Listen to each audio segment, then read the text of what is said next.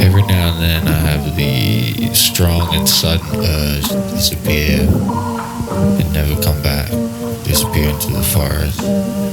It's something I've been trying to dissect for a while now in an effort to understand what I need better.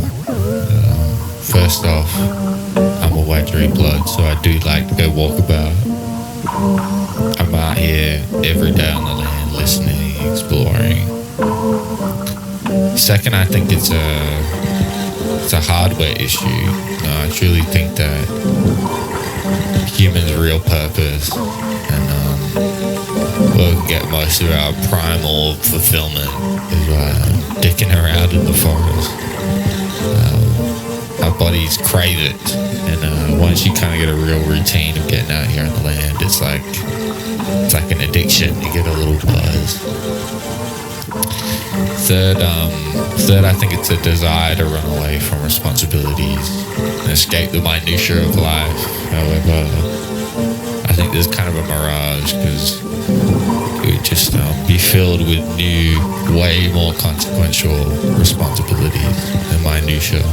And the last reason I've come to, I think, is kind of best told in the story of how I moved back to Newcastle. First off, I was just kind of losing my mind in general around that time with like real deal meltdown, screaming in the street, which I'll probably get at later, but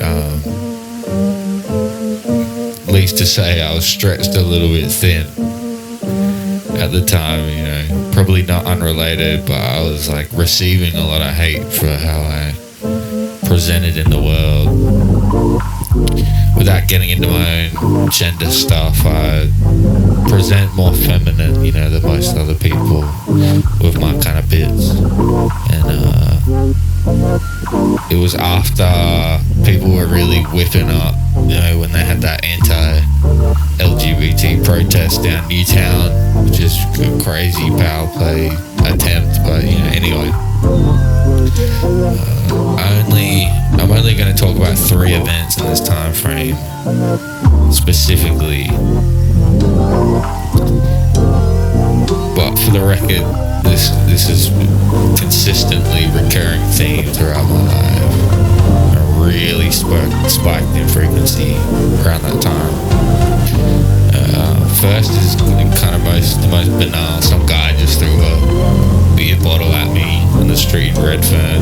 He missed, so I guess no harm, no foul, right?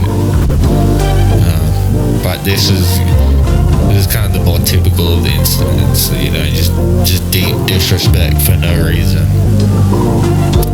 Second was actually the reason I moved. I was crossing the street in front of my spot at Walleye Creek, and this passerby just screams out, "Faggot!" So you know, on instinct, I spin around, my fist already swinging, and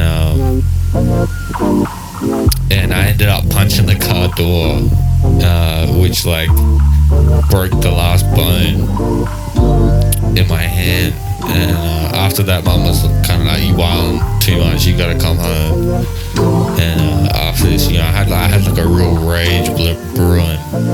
How dare these motherfuckers do this to me? I will not tolerate the disrespect.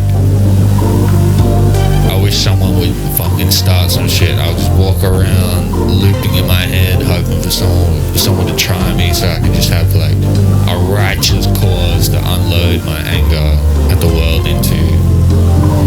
I wanted to take back control. I wanted bloodshed as retribution for my grievances, it was just like an insanely dark mania to be trapped in, looping over and over these like self-justified, retaliatory, homicidal fantasies. These feelings would come and go, but I remember being like particularly frightened of myself in that time. Paranoia, big time. To heal from this, I've found myself going and seeking nature more and more. seemed to have like a calming effect on me, and it seemed like the healthiest way to satisfy my like appetite for isolation.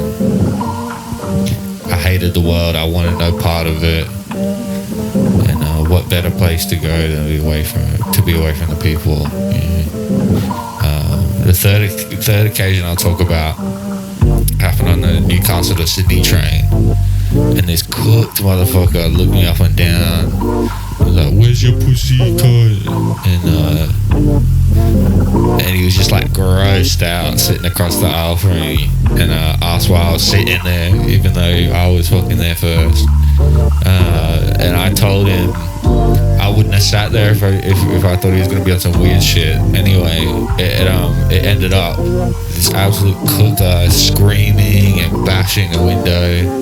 "I'll kill you, puff cunt, rah rah rah," all that shit. I was glad I said nothing because I guess he hadn't like thought it that far through, because he left murmuring about how I'd regret it if he had to come back. And I didn't really want to test his conviction, so I just got off at the next stop. Told the lady at the station about it. She was asked if I wanted to call the cops, and I said no. And she was like, "Well, why are you even telling me?" And I was like, I thought you would just want to know that there's someone fucking threatening to kill people on the train, you know?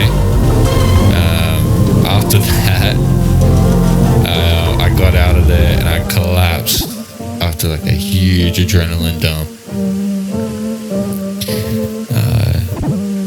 In the park, dusted myself off, got my mum to come pick me up, and it left me like real misanthropic, strong homicidal ideations, and so I wanted more and more and more to disappear and never come back. And nature seemed to be the healthiest outlet for that. It's given me a much needed buffer between me and the rest of mankind, making the healing process run smoother. I suggest you get out there and do the same.